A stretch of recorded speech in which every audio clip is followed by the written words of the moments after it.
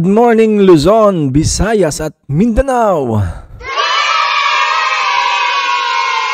Sa kapwa ko mga Pilipino sa anumang panig ng mundo, masang mapagpalang araw po sa atin lahat.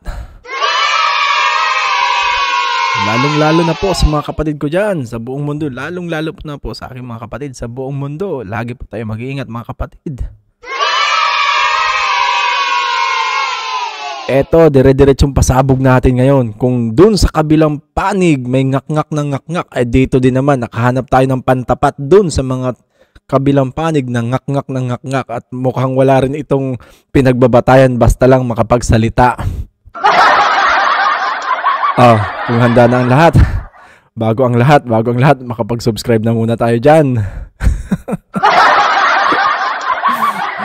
Salamat po sa aking mga bagong subscriber, sa mga lumang subscriber, at sa maabot po ng video na ito. Huwag na po mahiya magpindot ng subscribe button, at marami po tayong mga ma-upload ng mga video dito na kung saan talaga naman trending na trending ito ngayon. At lalong na po palapit po ang election time ngayong midterm senatorial. Yung may mga manok dyan. Ako rin naman may manok din.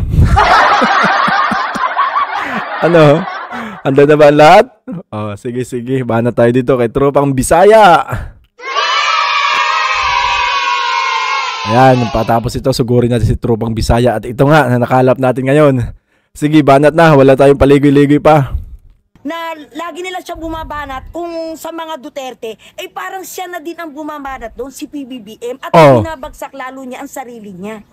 Ano yan kasi lahat ng nakapaligid sa kanya, lahat ng mga empleyado at nakapaligid kay BBM yan, once na nagsalita yan, statement na yan. At yes, tagapagsalita. At yan, batas na din yan. So pag ikaw ay nagkamali, pagkakamali din ng Pangulo yun. So anong ginagawa niya? Taklesa siya, vlogger siya. Parang ginagawa niya, parang vlogger. Hindi ganun. Magpaka-professional dapat siya. PBBM, magpaka-professional dapat siya. Ikaw ba itong tinutukoy dito?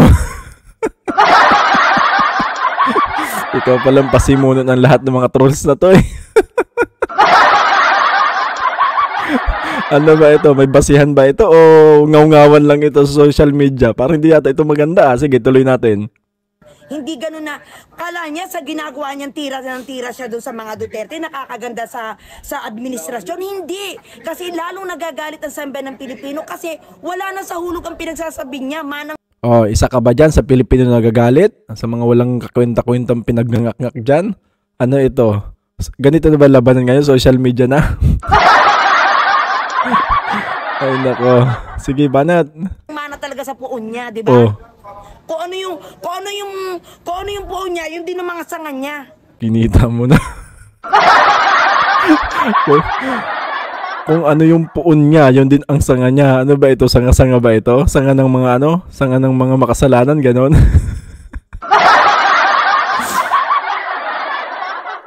Utos At saka alam nyo ba, iisa ang laman ng utak at may kumpas, iisa ang salitaan nila. Tingnan nyo, walang ginawa sila, di ba? Kundi, meron silang mga event, sasabihin nila, China. Walang inibayan, walang pinag-ibayan. Doon sa pumapasok sa mga live, walang ginawa din yung mga trolls na yan, kundi China. So, ibig sabihin, iisa lang nag-uutos sa kanila at iisa ang kumpas. Sino? Na itong gagawin natin, ganito lagi atake natin, na kahit hindi totoo. Kaya alam namin yan, kasi siyempre nagla-live kami, alam. Kita mo na, siya din pala nagla-live, gumagawa din ng kalukuhan. Laban ng batin ng mga trolls ngayon? Ano na nangyayari? Hoy, gising! Namin yung kalakaran sa live tingnan mo naman si BBM, di ba? Walang ginawa, China. Sabi ko, isa ang kumpas talaga. Kung ano yung sinasabi ng mga loyalistang NPA na estupido sa live, yun din ang sinasabi ng poon nila. Kaya the same feather flock together. Kita mo na. Gigil na gigil si Ating. Ano ka ngayon?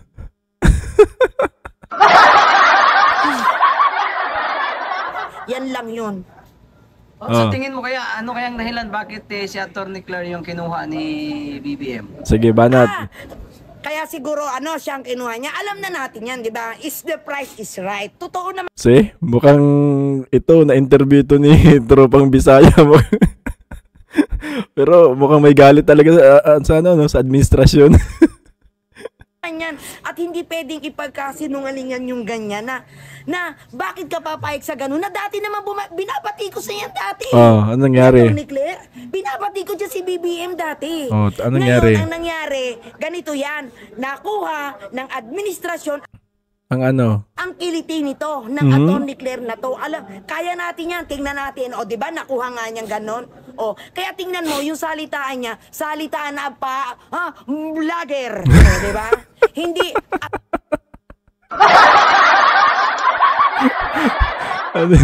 Ngiwi din ba? Ngiwi din. attorney. Ang dami pang humahanga doon. Sino nga hanga doon? Kahit ako hindi ako hahanga doon, no? No. Kasi kung anong statement niya, nagkamali siya, pagkakamali din ang poon niya yan. Sino bang po sino bang po na tinutukoy nito? Hindi ko maintindihan. Mahina po ang iyong lingkod. Mahina po ang pagkaunawa sa mga puon-puon na yan, ha? Yan, batas yan at saka yan, memorandum yan ng isang Pangulo. Oh. Basta ikay nagkamali, sa iyong sinasabi, pagkakamali din ng Pangulo yan. Ganun lang yun. Kaya Ganun ikaw, ba yun? Atty. Claire, Oh. mag-ayos-ayos ka na sasabihin mo, walang Oh. natutuwa sa ginagawa mo. Oh, Atty. Claire, mag-ayos-ayos ka daw, sabi ni Aling ano to? May galit ba ito ng personal? Oh. Natutuwa lang sa'yo yung mga nakapaligid sa'yo na akala nyo tama kayo dahil kayo nabubusala ng pera. Yun yun. Pera na naman pinag-usapan, kaya naman pala. Baka hindi to nabigyan. Kasi halatang galit na galit eh. Pero sabi ni Senate President Chis Escudero, pagbigyan daw, baka kasi nabibigyan. Nakangiti si ate, ate mo kita, labas pa ang dimple. Bukang hindi ito nabayaran na. Labas dimple, tuwang-tuwa siya, pag-usapan sa pera, First time. see? Virgin. Virgie. Hindi, ano ba? Dalaga ba si Oh. Si Atty. Claire? Nako, maritis ito. Sige, banat. Ano naman kung dalaga yan? Ayun. Kasi kung dalaga siya, ay talaga mabibigla doon. Mabibigin talaga yun. Nako, kinita mo na. Maritis din ito. Kung hindi na siya dalaga, ay yun talaga, may mga hidden agenda. Oh, hidden Lakas talaga. Alam na natin, ha? Dala na. Dala na. Dala na. If the price is right yun. Opa, may pag ganun pa. Doon sa dumaraan sa sa mga busway natin, doon sa EDSA. Oh. Oo, yung sinabing may closed door meeting daw. Oo, ayun dumaan. Oo. Di ba, hindi naman nila inamin ngayon? Hindi pa naman inaamin sila hanggang ngayon na kung Na? sino yun eh. Basta ang sabi, nasa gobyerno. So, hindi dapat nila ginagawa yun. Alam niyo kung bakit? Kasi ikaw yung lingkod ng bayan. Paano ka susundin ng mga sambayan ng Pilipino kung ikaw mismo ay lumalabag sa batas? Tama, Kaya nga tama. ikaw yung lingkod ng bayan, ikaw magiging isang ihemplo. Pero ang ginawa nyo, dumaan kayo sa bus lane. Oh. At ang katwiran nyo, may mga meeting, closed door meeting, at saka government official, pero hindi sinasabi. Pero dapat sabihin nyo yan. Oh. Eh wala eh. Kanino dapat sabihin? Kasi yung busway na dyan sa EDSA, pag ako'y napag-uutusan papuntang Malacanang, ginagamit din po ng inyong lingkod yan. Way back 2020 until 2023 yan. Ako'y nasa motorcycle, ginagamit po talaga yan ng ako'y nakasakay sa patrol. Nakasingle lang naman ako, single motor lang naman. O, di ba? Nakahagad, ginagamit ko rin po yan. Di man ako talaga sinisita. O, di ba? Talagang doon yung makikita talaga na ang gobyerno natin ay wala talagang walang pangil. Kasi ultimong mga nasasakupan niya at saka yung mga kanyang mga empleyado mismo yung lumalabag. So okay lang sa Pangulo yun. So hindi maganda yun. So ano pang hinihintay natin? Ngayong May 2025, isa lang ang atin. Kailangan tayo Pilipinas, Duterte pa rin. Ayun, yun naman pala eh. Duterte daw. Duterte daw. Ngayong eleksyon, midterm election, Team Duterte. Duterte. Pero may napanood ako, inedit daw yun yung sigaw ng Duterte. Inedit daw yun ng mga kabilang partido. BBM naman daw palang sinisigaw nun. Ba't nagkaka-editan na dito sa social media? Inedit pala yun? Hindi naman pala totoo yun? Hindi rin pwede i-reveal yung kanilang mga pangalan. Hindi pwede. Kasi kaya nga lingkod kayo ng bayan Oo. So maging tapat kayo. Hindi nyo pwede hindi i-reveal kung sino yung mga opisyalis na nasa government na dumaan doon sa busway na yun. Hindi pwede. Kasi paano kayo pagtitiwalaan ng sambayan ng Pilipino kung doon pa lang hindi kayo magtatapat, di ba? Tsaka lingkod kayo ng bayan, isa lang yan. Maglingkod kayo dahil ang pinapasahod sa inyo, tax ng sambayan ng Pilipino. Oo, tama naman. Kahit kayong mga loyalistang MP na estupido, kayo nagbabayad din doon. Laking galit sa mga loyalistong stupido, ano? Grabe. Pero anong ginagawa nyo? Binabayaan nyo. Kinukonsinti nyo kasi isa rin kayo eh. Na? Isa rin kayo. At saka tandaan nyo mga kaibigan ko ha, ang naglalaban sa sino? election 2024 ay 25 para sa senatorial ball ay tatlong faction. Baka akala nyo dalawa lang yan. Hindi, tatlo yan. Sinong isa? Ang isang faction ay yung makakaliwang grupo Oo. na nagsama-sama ang Pinklawan Oo. at saka yung Yellow at saka makakaliwang grupo. Oh, Pinklawan daw sa Kayelo. Di ba? Ito ba si ating meron tong batayan sa mga pinagsasabi niya? Mukhang wala din Pinklawan daw sa Kayelo. Di ba isang kulay na lang yun? Yan, tatlong yan sila. Kaya tatlo akala pala. nyo, tatahimik lang. Hindi. Kaya huwag kayong kampante. Baka yung mga yan, marami na mga agenda yan. Hindi natin alam. Marami na sila na-agitate na mga sembe ng Pilipino na pwedeng makuha nila at makaboto sa kanila. Tatlong faction yan. Kaya huwag nyong kakalimutan yan. Akala nyo dalawa lang, hindi. Dilawan daw, Pinklawan, saka ano yun, yung isa? Yung mga kaliwang grupo. Yung makakaliwang grupo, tandaan yun, wag nung iboboto talaga kasi kawawa. Hindi nyo napansin? Ang nagko-question ngayon at Sino? nagiging isang nagtatanong sa Congress, yung mga kaliwang grupo, binigyan ng opportunity, anong tawag doon? Na hindi nila alam, sinasakmal din sila, ginagamit lang din sila ng makakaliwang grupo. Diba? Yan ang totoo. Totoo pala yun. Tingnan nyo, Totoo daw yun. Paniwalaan natin si ate, Galit na galit si ate Virginia. Yung napadaan lang sa kanto at na-interview ni Tropang Bisaya, Pero galit na galit sa gobyerno, di ba nagrarally sila, magkakasama sila, di ba, rally. Team BBM at saka makakalawang grupo, Yellow, Pinklawan, magkakasama. Pero tingnan nyo ngayon, hindi naman sila magkakasama sa campaign. Magkaiba sila ng paksyon. Dalawang paksyon yan. PBBM at saka makakaliwang grupo yan. Ngayon, ginagamit lang si PBBM na makakaliwang grupo para makapasok dito. Ano pa nga ang ginawa nila? Nakapasok na nga pinabayaan na nga O, di ba? O, anong tawag doon? Kaya tayong mga kababayan ko, huwag kayong isang araw ay magigising na lang kayo. Ang namumuno sa atin ay ang mga kakaliwang grupo. Yan, huwag kayong magsisisi. Kaya ako, paalala lang yan ha. Matinding paalala yan. Huwag talaga nyong iboboto ang makakaliwang grupo. Alam nyo naman yan. Sino ba yung mga makakaliwang grupo dito? Parang yung black ba yun? Yung black? Hindi ko alam yun ha. Ay, hindi ka sure ha. Makabayan black ba yun? Nagtatanong lang naman ha. Nagtatanong lang naman ang iyong lingkod. Wala naman akong sinasabi talaga. Kahit hindi nyo sabihin yan. Kahit di natin isa-isahin yan.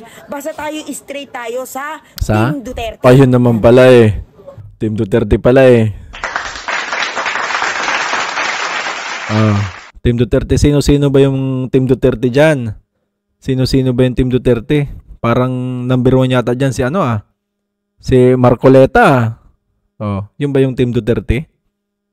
Parang gusto ko isa-isahin pero wag na lang pala.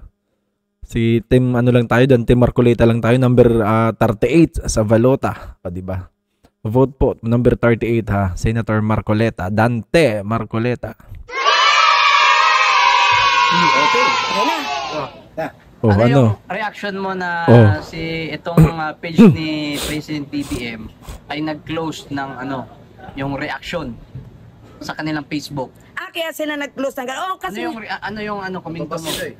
nababas kasi sila eh. Mm. So, ang ginawa Nababas. nila, kino-close na lang nila yung comment section para wala na silang natatanggap at nare-receive na mga comment. Kasi alam nila na puro negative, hindi positive eh. Alam nila yan na negative comment at saka negative issue yung ibabato sa kanila. Kaya ikino-close nila yung comment section. Mm. Eh, vlogger din naman si BBBM, Oh. di ba? Dapat siya ipatawag sa Quadcom eh.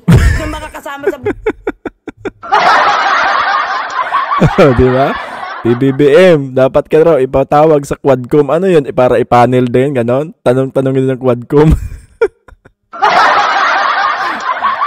Walang no? Wala man lang kagatul-gatul magsalita ito si Aling Virginia, no? Talaga naman. vlogger eh. Isa rin naman siyang vlogger, di ba? Oh. Mm. Sa tingin mo tama yung pag-close ng mga reaction? Ay, hindi tama Oh, yun. hindi Kasi nga pala kaya tama nga tayo eh. may freedom of speech eh. Nakalayaan natin magpahayag ng saloobin. So pag sa ginawa nilang yon na ikino-close nila yung comment section at hindi tayo binibigyan ng opportunity na magpahayag, ibig sabihin nung kinikiti lang ating kalayaan. So wala na ang freedom of speech. Oh. Sa Mga kapatid ha, mga kababayan ko, kaya nandyan po ang aking lagi comment section. Hindi ko po sinasarado yan kasi ang programang ito ay reaction natin ito. Siguro naman familiar kayo sa birada mo reaction ko, di ba? Ito naman ang programa natin ay reaction natin ito. Di ba? Panibagong programa po ito sa Hints TV. Reaction natin ito. Kumbaga bawat Pilipino, kumbaga may kalayaan maggawa ng reaksyon. Tama lang din naman. Sige, tapusin na natin to si Aling Virgie. panahon ng administrasyon na to ngayon, yan ang totoo. Oh, totoo ba talaga 'yon? Oh, nakita nyo po, galit na galit si Aling Virgie. Oh, di ba? Sa mga hindi pa po nakaka-subscribe dyan, baka naman po pwede palambing. May shoutout pala tayo. Meron tayong shoutout dito. Sila po itong mga nag-comment ng last upload video natin. Yan, magbabasa lang po tayo ng mga mangilan-gilan lang naman. Yan. Dito po sa video nating huling na-upload. Ayan. Dito, lagi si Marcoleta ang Attorney Marcoleta lang kami dahil alam naming mga Iglesia ni Cristo na hindi yan magnanakaw ng pera ng bayan. Bakit may magnanakaw ba talaga? Rocher 1974. From AJ's 170, shout out po from Alaska.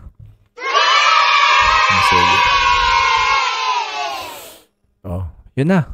Yun lang tayo. Yun lang tayo Tapos na. Oh.